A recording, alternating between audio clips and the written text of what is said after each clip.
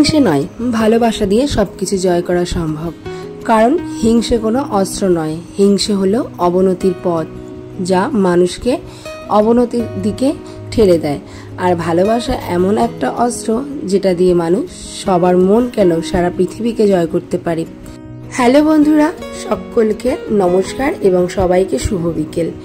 এখন বাজে বিকেল 4টে মতো, আর এখন থেকে কিন্তু ব্লগটা শুরু করলাম। আর সারাদিন যা গরম পড়েছে, কিছুই ভাল লাগছিল না এবং কোনো কিছুতে মনও টিকছিল না। তো আজকে সারাদিন আর ক্যামেরাটাও অন করা হয়নি আর ভিডিও শুরু করা হয়নি। তো এখন বিকেলবেলা, এখন থেকে ব্লগটা শুরু করলাম। কেমন আছো সকলে? আশা করছি অনেক ভালো আছো, অনেক সুস্থও আছো। আমরাও না বেশ ভালো আছি। দুপুরবেলা খাওয়া দাওয়া করে একটু ঘুমিয়েছিলাম। তো ঘুম থেকে উঠে চোখে মুখে প্রথমে জল দিয়ে আসলাম। জল দিয়ে এসে বিছানাটা অগোছালো, ঘুমালে তো বিছানা অগোছালো হবে, এটা তো স্বাভাবিক, তাই না? তো ভালো করে বিছানাটা গুছিয়ে, আর সারাদিন বা সকালে তুমি যতই ঘর দোর গুছাও না কেন, একটু পরিষ্কার করো না কেন, বিকালের দিক আসতে না আসতেই দেখবে একটু হলেও অগোছালো হয়ে যায়। তো বিকালবেলা আবার কিন্তু ঘরটাকে ওপর দিয়ে কোনো রকম গোছাতে হয়। তো দেখো না, বেশি মনে হয় আমার ঘরই বেশি নোংরা হয়। আমার ঘরের মতো নোংরা মনে হয় কারো ঘর হয়ই না। তার কারণ আমাদের অন্বেষা তো একটু টাইম পায় না। ও যখনই বাড়ি আসে, বই, খাতা পত্র, বিছানা, জামা কাপড় সব কিছু ছড়িয়ে ছিটিয়ে যায়। তো ওই জন্য ও আবার পড়তে চলে গেলে আমাকে আবার নতুন করে ঘর টর, বই, খাতাপত্র এক এক করে গোছাতে হয়।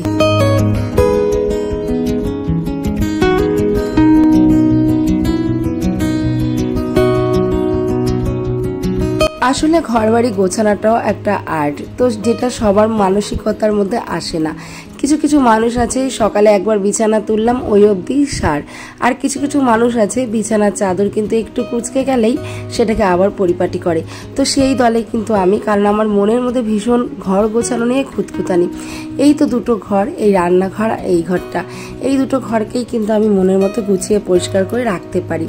তা বাদে তো ওই ঘরে তোমরা সবসময় দেখতে পারো কাপড়, সুতো এগুলো কিন্তু ভরা থাকে। আর তোমাদের তো প্রত্যেকটা ভিডিওতেই আমি বলে থাকি যে ঘর গোছানোর অভ্যাসটা কিন্তু আমার একদম ছোটবেলার থেকে। গল্পে গল্পে বিছানা, ঘর দুয়ার সব পরিষ্কার করে নিয়েছি। এখন দেখো ঘরটাকে পরিষ্কার করে ঝাড়ু দিয়ে নেব। আসলে আমাদের প্রত্যেকের সংসারে কিন্তু প্রায় একই রকমের কাজকর্ম থেকে যায়। আর আমরা তো ডেইলি ব্লগার, তো আমাদের কিন্তু সংসার নিয়েই সমস্ত কিছু তোমাদের সামনে আসা থেকে শুরু করে এবং আমাদের ভিডিও সাজানো থেকে শুরু করে সবটাই কিন্তু আমাদের এই সংসারের কাজকর্ম নিয়ে। আর প্রত্যেক দিন কিন্তু একই রকমের কাজকর্ম তোমাদের দেখিয়ে থাকি। যদিও কাজকর্মগুলো প্রত্যেক দিন একই রকম, কিন্তু প্রত্যেক দিন কাজকর্মগুলো করার ধরনটা কিন্তু অনেকটাই আলাদা হয়ে থাকে। তো তেমনই প্রত্যেকের সংসারে কিন্তু একই রকম কাজকর্ম থাকলেও আর প্রত্যেকের সংসারে কাজকর্ম করার ধরনগুলো কিন্তু আলাদা আলাদা হয়ে থাকে। এদিকে দেখো কাজ করতে করতে হঠাৎ মনে পড়ে গেল যে মাছের খাবার দিতে বলেছিল, সেটা আমার দেওয়া হয়েছিল না। তো এখন একটু দিয়ে নিলাম। দিয়ে এখন দেখো বারান্দাটাকেও ভালো করে পরিষ্কার করে নেব।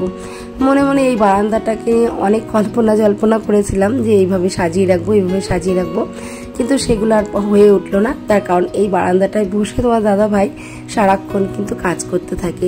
যেহেতু ওপরে প্রচণ্ড পরিমাণে রোদ, আর ওপরে ঘরটা না খুব গরম। আমি ওপরে দুপুরবেলা পুজো দিতে যাই, তাই মানে অস্থির হয়ে যাই, ভালো লাগে না, এত গরম লাগে। আর তোমার দাদা ভাই তাহলে কি করে সারাদিন কাজ করবে? তো প্রথম একটু রাগারাগি করতাম এই বারান্দায় কাজ করতে বলে আর কি, যে তুমি এইখানে কেন কাজ করো, বারান্দাটা ভেবেছি সাজিয়ে গুছিয়ে রাখবো।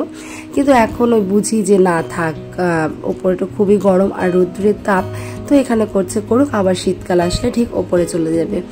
দুপুরবেলা খাওয়া দাওয়া করে যে বাসনপত্রগুলো ছিল, সেই বাসনপত্রগুলো মেজে উপর করে ধুয়ে দিলাম। আর ওদিকে দেখতেই পেলে ঘর দুয়ার সমস্ত কিছু গোছানো হয়ে গেছে। আর এদিকে দেখো কালকে বৃহস্পতিবার, তো উপরে উঠে এসেছিলাম, ছাদে এসেছিলাম গাছে জল দিতে। তো এসে ফট করে ঠাকুরের দিকে তাকাতেই মনে পড়ে গেল যে কালকে বৃহস্পতিবার। তো এই জন্য তাড়াতাড়ি করে ঠাকুরের বাসনগুলোও সুন্দর করে চকচকে করে মেজে নিয়েছি। আর আজকে না তেঁতুলটাও শেষ হয়ে গিয়েছিল, তো আজকে এমনি সার্ফ আর ওই বালি মাটি দিয়ে কিন্তু বাসনগুলোকে সুন্দর করে চকচকে করে মেজে নিয়েছি।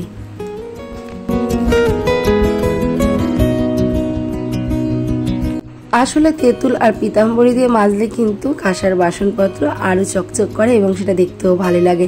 আর সব থেকে ভালো লাগে ঠাকুরের বাসন কিন্তু সবসময় পরিষ্কার পরিচ্ছন্ন রাখাই উচিত, তার কারণ ঠাকুরের বাসন কখনো নোংরা রাখা উচিত না। এতে করে কিন্তু আমাদের মা লক্ষ্মী অসন্তুষ্ট হন, আর মা লক্ষ্মী অসন্তুষ্ট হওয়া মানেই কিন্তু আমাদের ঘর থেকে লক্ষ্মীশ্রী পুরো বিতাড়িত হওয়া। তো সেক্ষেত্রে আমাদের সবসময় সংসারের কাজগুলোর মধ্যে দিয়েও চেষ্টা করতে হবে কিভাবে আমরা সংসারে মা লক্ষ্মীকে বজায় রাখতে পারবো, লক্ষ্মীশ্রীকে বজায় রাখতে পারবো। তো আমরা প্রত্যেকটা গৃহবধূই কিন্তু একটু চেষ্টা করলে ঘরোয়া কাজগুলোর মাধ্যমে, পরিষ্কার পরিচ্ছন্ন কাজগুলোর মাধ্যমে কিন্তু মা লক্ষ্মীকে সংসারে বিরাজিত করতে পারি। কারণ মা লক্ষ্মী হলেন চঞ্চলা এবং মা লক্ষ্মীকে আমাদের শান্ত রাখতে হলে আমাদের কিন্তু সংসারের কাজগুলো নিয়ম নিষ্ঠার সাথে পরিষ্কার সাথে করতে হবে। ঠাকুরের বাসন যেমন পরিষ্কার রাখা উচিত, সবসময় চকচকে রাখা উচিত, তেমনি কিন্তু কখনো ভাঙা গ্লাস বা ভাঙা থালায় ঠাকুরকে পুজো দেওয়া উচিত নয়। এমনকি ভাঙা গ্লাস ভাঙা থালায় কিন্তু নিজেদেরও খাবার খাওয়া উচিত নয়। তবে অনেক সময় অনেক বাসনপত্র একটু ফেটে যায়, সেগুলো কিন্তু আমরা এদিক ওদিক দিয়ে ব্যবহার করতে পারি। তবে আমরা কিন্তু ভাঙা থালা বা ভাঙা গ্লাসে কখনো খেতে পারি না, এটা খাওয়া একদমই উচিত নয়, আর এটা কিন্তু সংসারের পক্ষে হানিকারক। আর এই সমস্ত কাজগুলো কিন্তু সংসারে পজিটিভ এনার্জিগুলোকে দূর করে নেগেটিভগুলো ঘরে নিয়ে আসে। তবে আমাদের উচিত এই সমস্ত কাজগুলোকে দূরে সরিয়ে নিয়ম নিষ্ঠার সাথে সুন্দর করে কাজকর্মগুলো করে নেগেটিভ এনার্জিগুলোকে দূর করে পজিটিভগুলোকে বজায় রাখার। আর একমাত্র একটা ঘরের গৃহবধূই পারে সংসারের লক্ষ্মীশ্রীকে বজায় রাখতে। সকালবেলা ঠাকুরের ওই লেপ তোষক বালিশ কোল বালিশে যে কভারগুলো ধুয়ে দিয়েছিলাম সেগুলো এখন পরিয়ে নিলাম। পরিয়ে তারপর সমস্ত কাজকর্ম করতে করতে সন্ধ্যা লেগে গেছিলো, সুন্দর করে সন্ধ্যাবাতিটা দিয়ে সারা ঘরে ধূপবাতিও দেখিয়ে নিলাম। আর আজকে ধূপের ওই কর্পূরটা শেষ হয়ে গেছিলো আর ছোবাটাও শেষ হয়ে গেছিলো। তো ভাবছি কালকে বৃহস্পতিবার একবারে ছোবা এনে কর্পূর এনে তারপর আবার ধূপ দেখাবো। তো সন্ধ্যাবেলা মেয়ের আবদার একটু চাউমিন খাবে, তো মাত্র টিউশন থেকে ফিরে আসলো, তো ওর আবদারে কিন্তু একটু চাউমিন বানানো হলো। তো সেটাই কিন্তু আমরা সবাই সন্ধ্যাবেলা টিফিন করে নেব।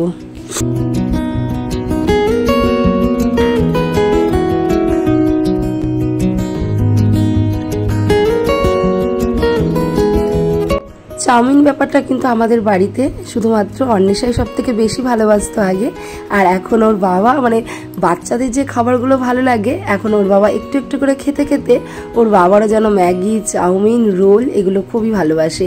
আগে কিন্তু এগুলো এতটাও খেত না, তবে ছেলে মেয়ের পাল্লায় পড়ে এখন ওরও একটা ভালোবাসার খাবার হয়ে গেছে চাউমিন ম্যাগি এগুলো। তো তারপরে এই চাউমিনটা খেয়ে টিফিনটা করে অন্বেষা চলে গেছিলো টিউশন পড়াতে, আর আমি কিন্তু একটুখানি আবৃত্তি প্র্যাকটিসের জন্য বসে পড়েছিলাম।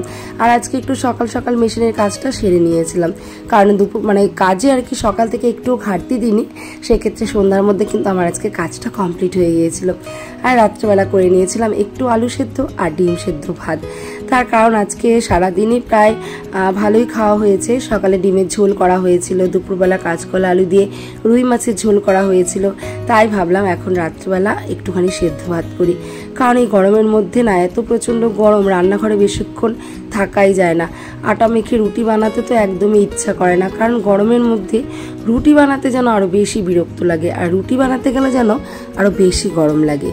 এদিকে দুধটাও চাল দিয়ে নিলাম, আর জাল দিয়ে এখন দেখো অনেকটাই প্রায় রাত হয়ে গেছে, খাবার দাবারের টাইমও হয়ে গিয়েছে, তাই সেদ্ধটা মেখে নিলাম। আর বাবুর জন্য আজ তো একটা ডিম যে দিয়েছে আমি ওটা জানিই না, কারণ ওকে বলেছিলাম দুটো ডিম সেদ্ধ দিতে, পরে ভাত বাড়তে গিয়ে দেখি আরেকটা এক্সট্রা ডিম দিয়েছে। তো দুটো ডিমকে এখানে অর্ধেক অর্ধেক করে নিলাম, আর বাবুর যে ডিমটা সেটা কিন্তু একটা পুরো গোটা ওর পাতে দিয়ে দিয়েছিলাম। তো আজকে আমাদের রাতের ডিনার কিন্তু এটাই, ওই ডিম সেদ্ধ আলু সেদ্ধ আর গরম গরম ভাত। সকলে খাওয়া দাওয়া করে নিয়েছি, খাওয়া দাওয়া করে প্রত্যেক দিনের মতো রান্নাঘরটাকে এখন দেখো মুছে পরিষ্কার করে নিচ্ছি। ওই যে তখন তোমাদের বললাম মা লক্ষ্মীকে কিন্তু একমাত্র ঘরের লক্ষ্মীরাই ঘরে প্রতিষ্ঠান করতে পারে, একমাত্র গৃহবধূরাই পারে লক্ষ্মীশ্রী বজায় রাখতে। ঠিক আছে, তো রান্নাঘর হচ্ছে মা লক্ষ্মীর বাস, মা লক্ষ্মী কিন্তু রান্নাঘরেই বসবাস করেন। তাই আমি সবসময় চেষ্টা করি রাত্রিবেলা খাওয়ার পরে রান্নাঘরে অন্তত গ্যাস টপ কাউন্টার এগুলো মুছে রাখার।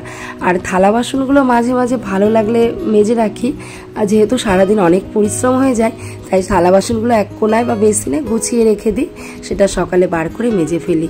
এখন কালকে যেহেতু যেহেতু বৃহস্পতিবার রাত্রবেলা ঘরটাও মুছে রাখলাম, তাহলে কিন্তু কালকে আর এই কাজটা সকালে করতে হবে না। কারণ বৃহস্পতিবারে না ঠাকুর পুজো দিতেও অনেকটা টাইম লাগে আর অনেকটা এক্সট্রা কাজও কিন্তু থেকে যায়। তো ঘরটা ভালো করে মুছে নিলাম, এতে করে কিন্তু ঘরের নেগেটিভিটিটাও দূর হয়ে গেল, পজিটিভ এনার্জিটাও কিন্তু বজায় থাকলো। আর এখন দেখো একটু স্কিন কেয়ার করে নিলাম। ওই স্কিন কেয়ার মানে তেমন কিছুই নয়, মুখটা ধুয়ে সামান্য একটু নাইট ক্রিম মেখে নিলাম, কারণ সংসারের সাথে সাথে কিন্তু নিজের পরিচর্যাটা করাটাও কিন্তু একান্ত আবশ্যক। এখন তো রাত্রেবেলা ঘুমানোর সময় হয়ে গেছে, তাই আরও একবার বিছানাটা ঝেড়ে নিলাম, কারণ বিছানায় একমাত্র শান্তির জায়গা। সারাদিন খাটাখাটুনির পর এখানেই কিন্তু একটু আরামে ঘুমানোর জন্য আমরা চলে আসি। তো চলো আজকের মতো ভিডিওটা এই পর্যন্তই। ভালো লাগলে like, comment, share and subscribe. Tata, good night.